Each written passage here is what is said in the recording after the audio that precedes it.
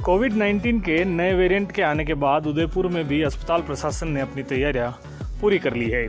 महाराणा भूपाल चिकित्सालय के अधीक्षक डॉक्टर RL सुमन ने बताया कि कोविड-19 के नए वेरिएंट से ज़्यादा चिंता करने की कोई बात नहीं है, लेकिन हमें सतर्क रहते हुए स्वास्थ्य की दृष्टि से मास्क का उपयोग करना चाहिए, क्योंकि उदयपुर एक टूरिस्ट सिटी है। यहाँ कई राज्यों के पर्यटक आते जाते रहते हैं, जिससे यह वेरिएंट उदयपुर में भी आ सकता है। इसके लिए सावधानी रखें, जितना हो सके भीड़ भाड़ से बचने का प्रयास करें।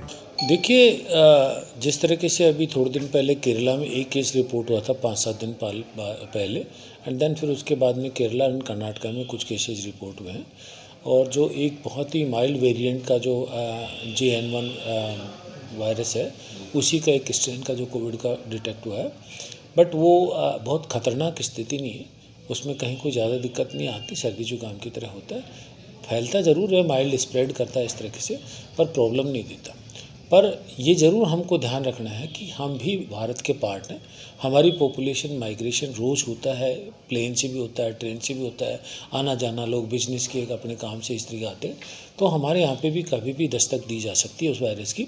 हमको क्या करना है कि ध्यान रखना है अपने आप का, कि हम अपने आप का ध्यान रखेंगे तो औरों का ध्यान भी रख जाएंगे।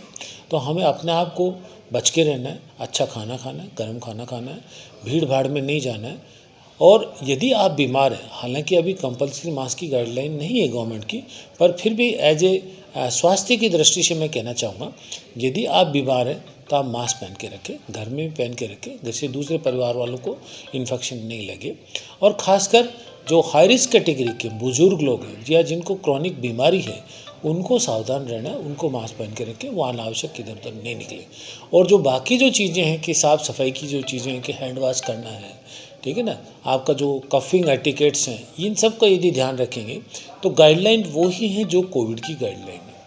अभी नई कोई गाइडलाइन का इस तरह की नई गाइडलाइन में ये ज़रूर है, सरकार ने प्रिपेयर्डनेस के तहत सारी संस्थानों को आगाह किया है कि अपनी अपनी तैयारी करके रखें। कहीं किसी चीज़ की कमी है तो सरकार से बताएं, आप डिमांड करें इस तरीके। हमने इसके तहत हमारी जो ऑक्सीजन की रिक्वायरमेंट है, मेडिसिन की रिक्वायरमेंट है, टेस्टिंग की रिक्वायरमेंट है, बाकी मैन पावर की ट्रेनिंग की, ये सब चीज़ें हमने अपने असेस कर ली हैं। और हमारे पास अभी एक तरह से अभी कोई अचानक कोई परिस्थिति के लिए सबको तैयारियां हैं, और अभी कोई ऐसी कोई बात नहीं है कि आपको किसी को डरने की ज़रूरत है। हमको किसी को डरने की ज़रूरत नहीं है, पर ज़रूर सावधान रहने की ज़रूरत है। तो मेरी आप सभी से ये विनती होगी कि डरे नहीं, अपने आप को सावधान रखें।